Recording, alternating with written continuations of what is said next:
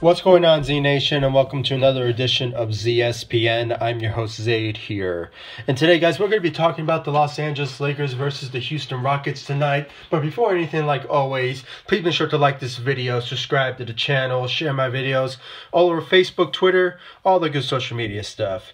Now, as of tonight, guys, I was, to be honest, very impressed with this Lakers team. I mean, our Lakers tonight against this Rockets team showed up. And especially in the first quarter with Kyle Kuzma.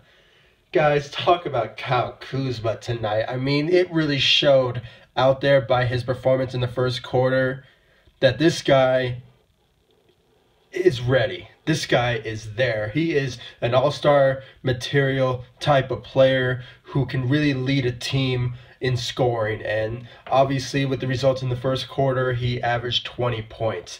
I believe this is the first time since Kobe Bryant in 2011 who averaged 20 points in the first quarter. So that's a really great achievement for Kyle Kuzma, who stepped up in the first and also in the second quarter, and then, you know, at the end of the day, he had 32 points, back-to-back 32-point game tonight, and it's just really showed that Kyle Kuzma is something special. And I just hope all of you really go out and vote in the All-Star voting for Kyle Kuzma to be in the All-Star game in Charlotte in 2019. So overall, great job tonight for Kyle Kuzma.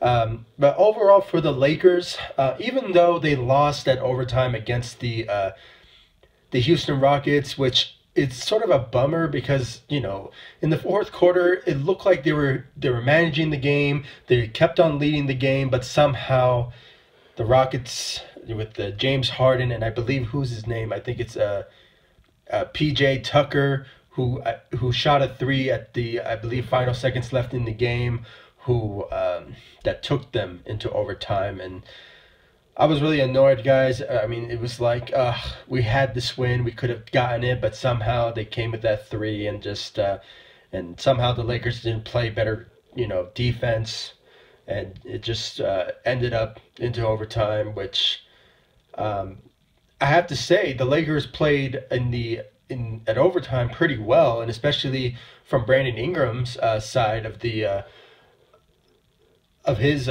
playing ability out there.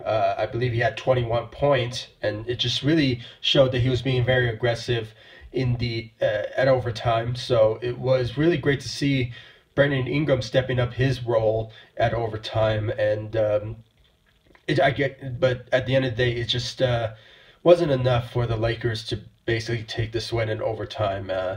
You know, it was not one of those moments where they could have gotten a win at overtime like they did against the OKC Thunder. But, you know, it is what it is, guys. I'm not really disappointed. I was just really impressed by the performance of the Los Angeles Lakers. I mean, they came to play. They really wanted to win this game, but somehow it just wasn't enough. And, you know, with the sad injury occurred to Lonzo Ball, which I believe he rolled his his ankle in the third quarter, which led him to going in the back in the locker room. He needed help getting to the locker room because he couldn't stand on his on that left. I believe it was his left, or I believe it was his left ankle. He couldn't stand on it, so he had his you know, his Laker buddies to just really help him out and, you know, lead him to the locker room. And the weirdest part about it, he got sent to the hospital.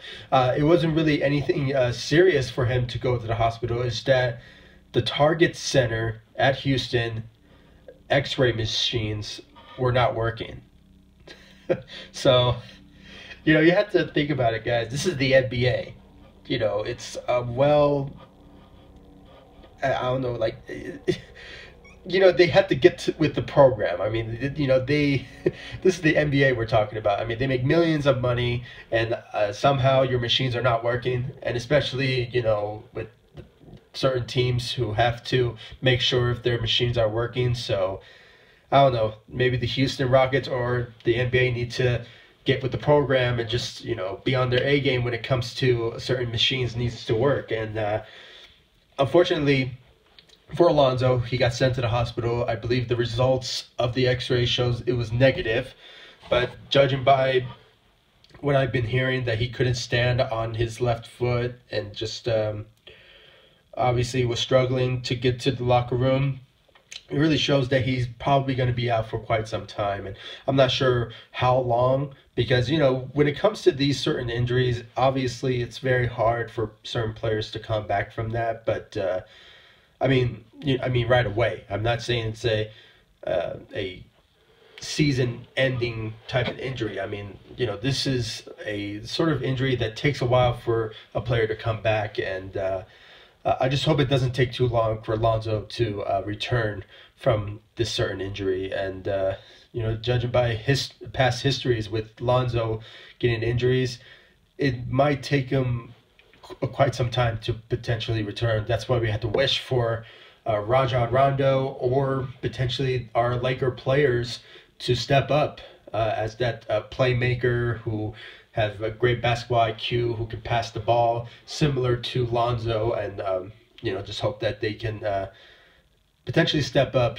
with Lonzo being out. And I also had to mention with Luke Walton. I mean, Luke Walton, after Lonzo got injured, he basically, disagreed with the refs about calling that a foul, or they should have gotten a sort of I don't know, just something out of it, because it showed that he might have gotten fouled. That's how Lonzo got injured, and obviously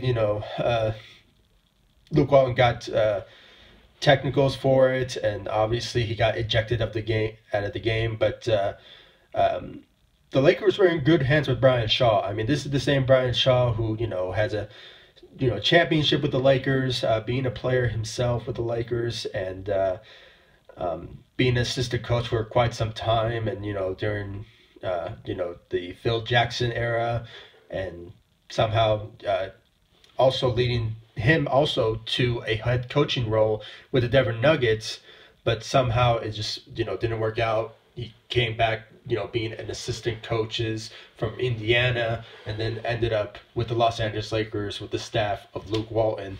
And obviously it really paid off, to be honest. I mean, with Lance Stephenson, who has a history with Brian Shaw, so it really showed that his presence on the floor in the fourth quarter really helped the Lakers basically manage the game. But unfortunately, it just wasn't enough for them, so it led them to overtime, and obviously with the loss. But overall, with Lance Stephenson, he played throughout the fourth quarter, and he got in his minutes, and it obviously showed with those threes, and with his air guitar, really showed out there that he, was a great need for the Lakers in the fourth quarter. And, like I said, it wasn't the type of results that we were hoping that the Lakers were potentially, hopefully, would have gotten a win in the fourth quarter, but I guess it just wasn't the case. But overall, guys, for the Lakers, I did mention Kyle Kuzma, continuing to show his greatness out there, and with the help of Brandon Ingram in the overtime game, really showed that this Lakers team was something special, and especially from Ivica Zubac. This guy is a beast.